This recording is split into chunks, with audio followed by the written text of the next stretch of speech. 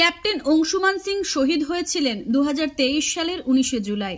তার স্ত্রী এবং মাকে কীর্তিচক্র দিয়ে সম্মান প্রদর্শন করা হয়েছিল, কারণ তিনি দেশের জন্য শহীদ হয়েছিলেন। রাষ্ট্রপতির হাত থেকে কীর্তিচক্র নেওয়ার সময় একটি লাইভ ভিডিও প্রকাশ করা হয় সোশ্যাল মিডিয়ায়, এবং তারই কমেন্ট বক্সে এই ধরনের কমেন্টগুলো চোখে পড়ে।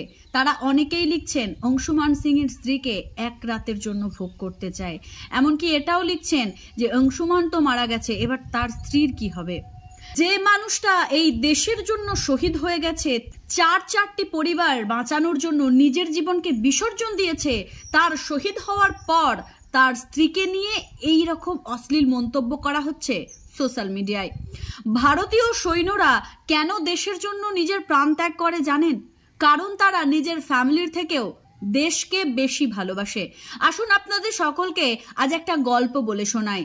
হ্যাঁ, এটা গল্প হলেও বাস্তব সত্যি কথা। ক্যাপ্টেন অংশুমান সিং এবং তার স্ত্রী স্মৃতি সিং দুজনে 8 বছরের লং ডিস্টেন্স রিলেশনশিপে আবদ্ধ ছিলেন, অর্থাৎ 8 বছরের একটা পবিত্র প্রেম ছিল তাদের মধ্যে। লং ডিস্টেন্স মানে হচ্ছে দেখা সাক্ষাৎ না হওয়া একটা দূরত্বের প্রেম, যে প্রেমগুলোর মধ্যে পবিত্রতা থাকে 100%। ক্যাপ্টেন অংশুমান সিং তার স্ত্রী স্মৃতি সিংকে এতটাই ভালোবাসতেন যে পুনে থেকে গুরুদাসপুর এত ঘন্টার একটা রাস্তা অতিক্রম করে শুধুমাত্র জন্মদিনের উইশ করতে এসেছিলেন এবং তার ভালোবাসার মানুষকে স্পেশাল ফিল করাতে এসেছিলেন।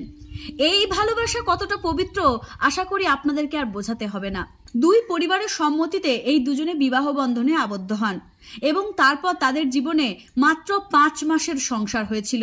এই 5 মাসের সংসারে জানি না তারা কতটা সুখের সময় কাটাতে পেরেছিল। কীর্তিচক্র নিতে আসার সময় ইন্টারভিউতে যা যা বলেছেন তা শুনলে একজন ভারতীয় হিসেবে আপনারও চোখে দুফোঁটা জল গড়িয়ে আসবে। ওনার মানসিক স্থিতিশীলতাকে আমি কুর্নিশ জানাই। উনি প্রতিটি ভারতীয় মানুষের সামনে বলে গেলেন যে সে একজন রিয়েল হিরো ছিল। সত্যিই তাই, ক্যাপ্টেন অংশুমান সিং একজন রিয়েল হিরো ছিলেন। কিন্তু আপনাদের মধ্যে কতজন জানেন যে ক্যাপ্টেন অংশুমান সিং কেন শহীদ হয়েছেন বা কিভাবে শহীদ হয়েছেন? আজকে সেই ঘটনাটাই আপনাদের সকলের সামনে তুলে ধরব। সিয়াচেন নামটা আশা করি সবাই শুনেছেন। এই সিয়াচেনে এতটাই ঠান্ডা থাকে যে সারা বছর এখানে বরফ জমা থাকে এবং ভারতীয় সেনারা সেখানে কড়া পাহারায় থাকেন। সেখানে তাদের টিকে থাকার জন্য বিভিন্ন রকমের তাঁবু টাইপের বানাতে হয়, যেটাকে বাংকারও বলা যায়। তো সেই বাংকারের মধ্যে পাহারা দিচ্ছিলেন আমাদের ভারতীয় সেনারা এবং সেখানে অত্যন্ত ঠান্ডা হওয়ার জন্য আগুন ধরিয়েছিল যাতে একটু গরম অনুভব করা যায়। কিন্তু দুর্ভাগ্যবশত সেই আগুন তাদের সেই তাঁবুর মধ্যে বা বাংকারের মধ্যে অগ্নিসংযোগ ঘটায় এবং সেখানে থাকা 4 জন ইন্ডিয়ান আর্মি ভীষণভাবে বিপদগ্রস্ত হয়। বাইরে দাঁড়িয়েছিলেন ক্যাপ্টেন অংশুমান সিং, তিনি চাইলে সেখানে না গেলেও পারতেন। বাংকারে অগ্নিসংযোগ এতটাই বিশাল পরিমাণে হয়েছিল যে সেখানে ঢোকা বা সেখান থেকে বেরোনো কোনোটাই সম্ভব ছিল না। কিন্তু ক্যাপ্টেন অংশুমান সিং নিজের জীবনের পরোয়া না করে সেই 4 জন সৈন্যকে বাঁচাতে ঢুকে যান বাংকারের মধ্যে এবং এক এক করে 4 জন সৈন্যকে বাঁচিয়ে তোলেন 4টি পরিবারকে। সত্যিই তো তাই, পুরুষ মানুষ হচ্ছে একটা পরিবারের মাথা। তো সেই পুরুষ মানুষকে বাঁচানো মানেই পরিবার বাঁচানো। অংশুমান সিং 4 জন ভারতীয় সৈন্যকে রক্ষা করেছেন, তাও নিজের জীবনের পরিবর্তে। দাউ দাউ করে আগুন জ্বলছে তার গায়ের মধ্যে, পুড়ে যাচ্ছে পোশাক আশাক, ইন্ডিয়ান আর্মির পোশাকগুলো দগ্ধ হতে থাকছে, হৃৎপিণ্ড ঝলসে যেতে থাকছে, চোখের কোনায় জলের ফোঁটা আর মনের মধ্যে সেই গান,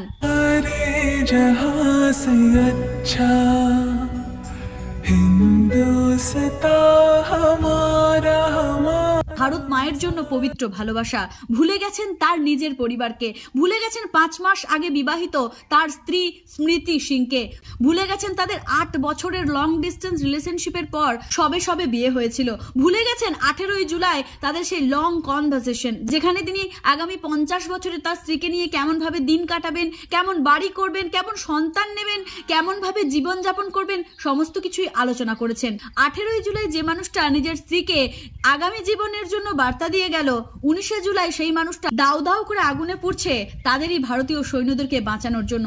4 জন ভারতীয় সৈন্যকে বাঁচানোর পর যখন শেষ মুহূর্তে তিনি বেরিয়ে এলেন তখন 95% তিনি দগ্ধ হয়ে গেছেন। তাকে ওই রকম অগ্নিদগ্ধ অবস্থায় মেডিকেলে নিয়ে যাওয়া হলে মেডিকেল থেকে জানানো হয় যে তার শরীরের মধ্যে এতটাই অগ্নিদগ্ধ হয়েছে তাকে আর কোনোভাবেই বাঁচানো সম্ভব নয়। ক্যাপ্টেন অংশুমান সিং 4 জন ভারতীয় সৈন্যকে বাঁচানোর জন্য নিজে শহীদ হয়ে গেলেন এবং হাসতে হাসতে চলে গেলেন। তিনি তার স্ত্রীকে বলে গিয়েছিলেন, আমি যখন এই পৃথিবীতে থাকবো না তখন যেন আমার বুকে মেডেল থাকে এবং আমি খুব সাধারণভাবে মরতে চাই না, আমি এমনভাবে মরতে চাই যেন দেশবাসী আমাকে মনে রাখে।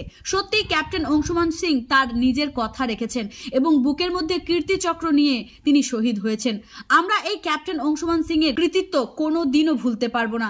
Salute you captain Anshuman Singh, আপনার এই কৃতিত্ব, আপনার এই অবদান ভারতবাসী হিসেবে প্রত্যেকে মনে রাখবো। আর আপনার স্ত্রীকে একজন যোগ্য সহধর্মিণী রূপে আমরা সারা জীবন মনে রাখবো, কারণ আপনার স্ত্রী এত সুন্দরভাবে নিজের কষ্টটাকে গোপন রেখেও, নিজের চোখের জল আটকে রেখেও দেশের জন্য আপনার অবদান বর্ণনা করে গেলেন। তা চারটিখানিক ব্যাপার নয়, সবাই হয়তো পারবে না।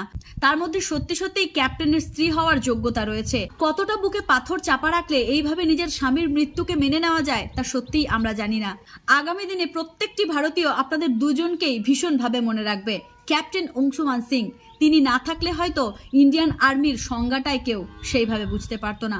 আগেও আমরা এরকম বীরত্বের কাহিনী শুনেছি, আবারও নতুন করে একটা বীরত্বের কাহিনী লেখা হলো ইতিহাসের পাতায়। আশা করি আমার মতন আপনারাও এই বিষয়টাকে মনের মণিকোঠায় তুলে রাখবেন। দেখা হচ্ছে নতুন কোনো ভিডিওতে, নতুন কোনো দিন। ততক্ষণের জন্য সকলে ভালো থাকবেন, সুস্থ থাকবেন। জয় শ্রীকৃষ্ণা, রাধে রাধে।